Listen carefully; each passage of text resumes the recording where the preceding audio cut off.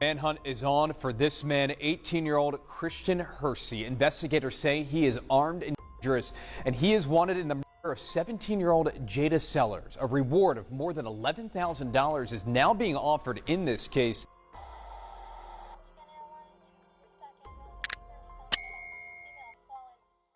The young age of 8 or 9, a young boy by the name of Christian Hursey will receive disturbing news alongside his other siblings after his mother and her boyfriend was found deceased inside of their home. At the time the crime occurred, Christian, alongside one of his brothers, was at his father's house a short distance away, and the boys would learn of the disturbing news just a few hours later when their father rode past their home to take them to school.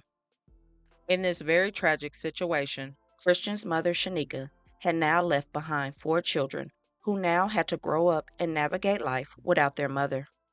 Making matters worse, Christian plus one of his other brothers also lost their father, as he was accused of taking Shanika and her new boyfriend's life.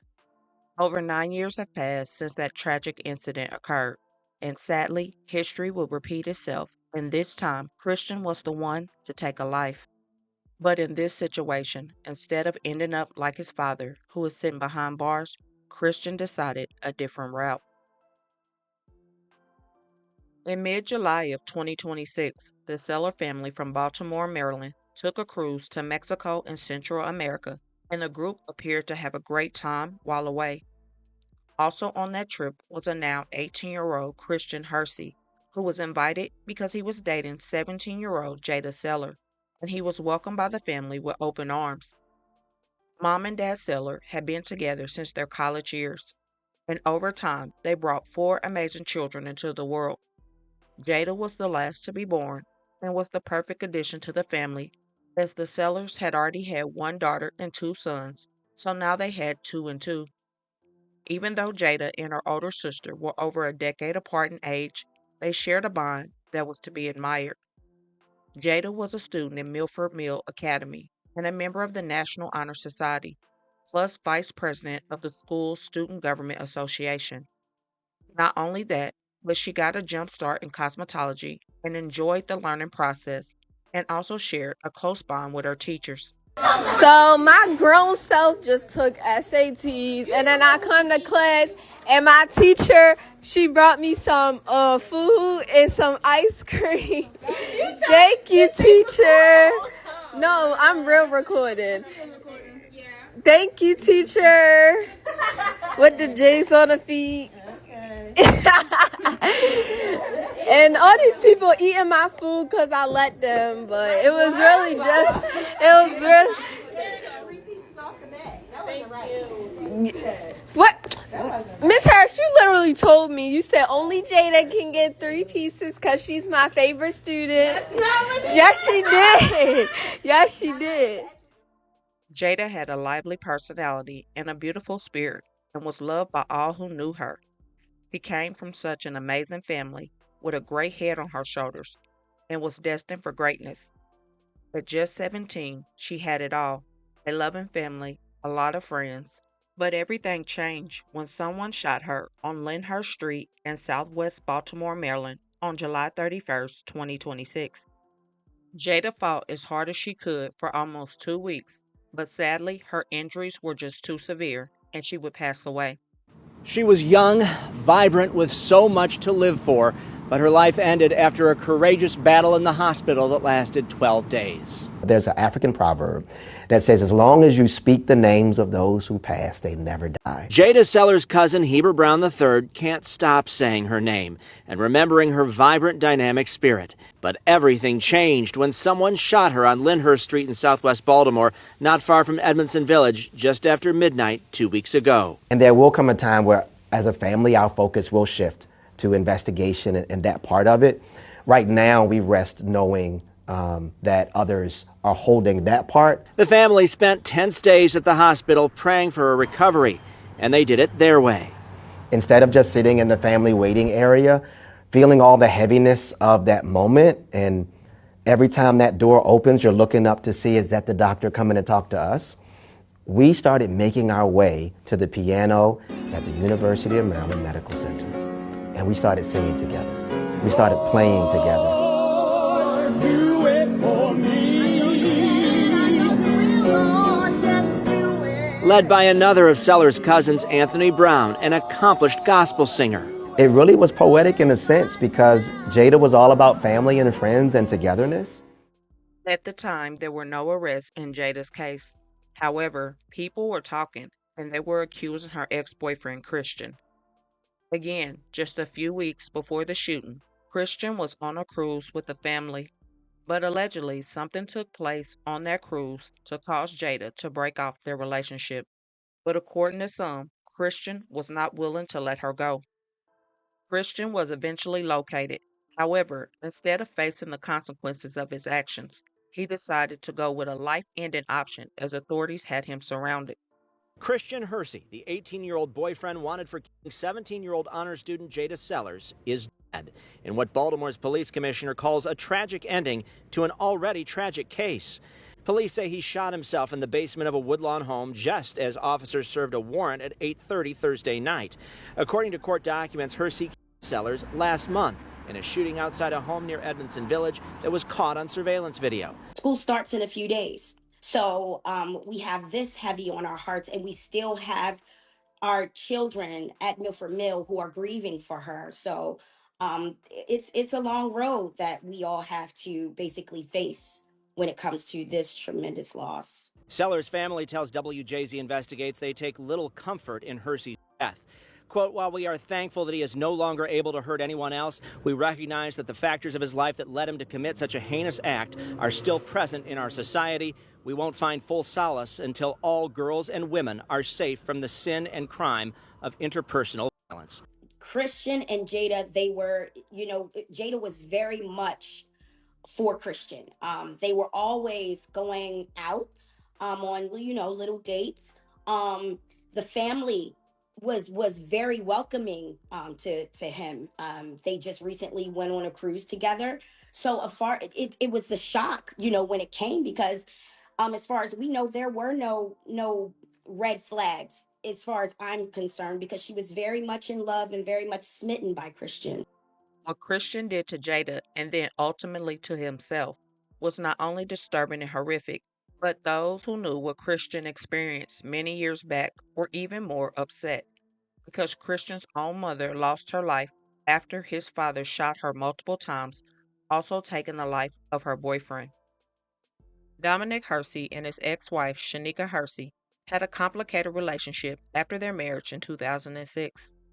The couple separated and divorced in 2010 after their second son was born. By 2011, Shanika had gave birth to another child, a little girl, who was fathered by a new man. That relationship would deteriorate pretty quickly, and come November or December of 2011, Shanika would reconcile back with Dominic, and the two would move back in together. Even though the little girl was not his, Dominic decided to step up to the plate and be a father figure for her after rekindling things with Shanika. Come October of 2016, Dominic would move out of the home again they shared together because, according to what was reported, he was no longer providing support for the family, and the three children would remain with Shanika. After Dominic moved out, Shanika began dating another person by the name of Stephen Campbell. Stephen would move into the home that she once shared with Dominic, and around the same time, Dominic began dating another woman and moved into her home, which was about a 7-minute drive away from Shanika's house. Although Dominic was no longer living daily with his children, he had a custody arrangement that allowed him to have his two biological sons on the weekends. On many occasions, Shanika would allow her little girl to also go with her brothers to their scheduled weekend visits with their dad, even though the little girl was not mentioned in custody agreements. When the children stayed with their dad, a lady down the street who was a friend of the family would take the children to school on Monday mornings so that Dominic and his girlfriend could get to work on time. Shanika and Dominic were able to maintain an amicable relationship and followed the custody agreement, formal and informal, up until February of 2017. On February 25, 2017, there was an incident between Shanika and Dominic at a local CarMax facility regarding money owed on a car. The incident resulted in them seeking charges against each other. Dominic was scheduled to be tried for his alleged second-degree harm on Shanika in April of 2017. Shanika would also request an order of protection against him. And on March 29, 2017, Dominic learned that Shanika did obtain successfully a 1-year duration protective order. Because of this, Dominic told his girlfriend that he was now done with Shanika forever. On April 2nd, 2017, Shanika and Steven hosted a party at their house with around 20 to 30 guests.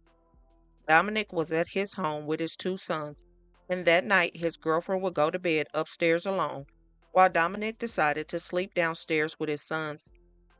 His girlfriend's phone records would show in the trial that between 3:14 a.m. and 4:15 a.m. on April 3rd, 2017, she sent multiple text messages to his phone. These messages, which were deleted afterwards, included, "Why, babes? Plotting evil does not repay evil. Babes, please don't do anything."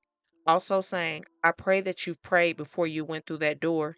And then also, "Babe, please don't go into wickedness. Baby, please come home." Dominic did not respond to any of his girlfriend's messages, but his phone records indicate that he did place a call at 4:55 a.m. through WhatsApp to another individual, and Dominic did not make or receive another call until later on that morning. During the early morning hours of Monday, April 3rd, 2017, Shanika's daughter, who was only 4 years old at the time, awoke after hearing loud bangs. The noise frightened her, so she went downstairs to find her older brother. It was not an uncommon occurrence for her to go into her brother's room in the middle of the night, and both of them would return back to sleep. At around 6:45 that morning, that brother left for school without going upstairs, and he left his sister in the bed like he always would do. When the little girl woke again, she would go upstairs to the master bedroom, and that is when she discovered the unalive bodies of her mother and Stephen. After that, scared and confused, she would go downstairs and walk out the front door. Now remember, Dominic and his girlfriend lived close by, and normally on a Monday morning, a neighborhood friend would take the kids to school. However, rather than following the usual transportation arrangements to get his sons to school, Dominic said he was able to get them to school on April 3rd because his manager allowed him to come in a little later to work. As Dominic was driving his sons to school, which requires him to drive past Shanika's home, he noticed that the little girl was standing outside with no shoes on. Dominic quickly pulled over the vehicle and he would speak with her. The little girl told Dominic that her mother and Stephen were inside unalive. Dominic would enter the home and notice the bodies upstairs and proceeded to check the other rooms. According to Dominic, he thought that the older son might have committed the murder and sought to protect him by tampering with the crime scene. He started picking up shell casings and latex gloves that were found on the floor, and he put them in a bag and shoved them inside his pants pocket. While driving to work, one of Dominic's childhood friends noticed him over Shanika's house and decided to give him a call because he knew about the protective order. When Dominic did not answer his cell phone, the friend would decide to do a U-turn and go back to make sure nothing was amiss. Upon his arrival, he would speak with the 2 boys that were sitting outside in Dominic's vehicle. Then, as he opened the door to Shanika's home, that's when he saw Dominic, who looked to him to be in shock at the top of the steps gathering clothes for the little girl. Dominic informed that man that Shanika and Stephen were indeed unalive. And that man would ask Dominic if he had already called 911, but Dominic said that he had not, claiming he left his cell phone at home. While that man would then call 911, Dominic walked down the street where he concealed a bag of materials that he gathered from the crime scene under a green drain, and then he would return back to Shanika's home. When police officers arrived at the scene and found the bodies of Shanika and Stephen in the master bedroom, both of which exhibited multiple gunshot wounds, officers also spoke to a nearby neighbor who claimed that they heard a noise around 4 a.m. After securing the crime scene, a forensic service technician was called to examine the scene. They took the photos and collected all the evidence that was there. The technicians noticed that the house was equipped with security cameras. Recovering the camera footage, they revealed a masked man walking in the living room area just before 4 a.m. on April 3rd and running out of the house 1 minute and 10 seconds later. While everything was being investigated, Dominic was still on the scene. However, by that next day, he was tracked down and charged with the murder of Shanika and Stephen. Baltimore County Police say 43-year-old Dominic Daniel Hursey from Owings Mills is facing 2 counts of first-degree murder, a day after police found his estranged wife and her boyfriend dead. On Monday morning, detectives found Shanika Hursey and Stephen Campbell dead in their Randallstown home. They were both 36 years old and both were suffering upper body trauma. Police say children were in the house at the time, but they were not hurt. Investigators say the killings could be the result of an ongoing dispute over custody of the kids. On March 26, 2018, Dominic Hursey was convicted on 2 counts of first-degree murder and 2 counts of use of a firearm in the commission of a crime. And on July 10, 2018, the judge would sentence him to 2 consecutive life sentences without the possibility of parole. Now, when it comes to family harm, experts say children who witness or experience harm learn to view harm as a normal way to handle conflicts and to get their way. In the cycle of harm, studies show that adults from harmful homes have a much higher statistical risk of repeating those same patterns in their own adult relationships. Now, whether any of this applies to Christian is unknown, but it does not ease the pain of what he did to Jada and her family. He obviously knew firsthand how it felt to lose someone so close due to a harmful crime, and to do the same thing is sickening. Jada was said to be the picture of a dynamic teenager who was just starting to make her mark on life, and now she is forever 17. My thoughts and prayers go out to her mom, dad, siblings, and all those who care for her deeply. Her physical presence not being here will definitely leave a deep void in all of their lives, and that should not be the case. Please don't forget to comment your thoughts and prayers as well, and hit that like button and share to make your people aware. And as always, remember to stay woke, things change quickly.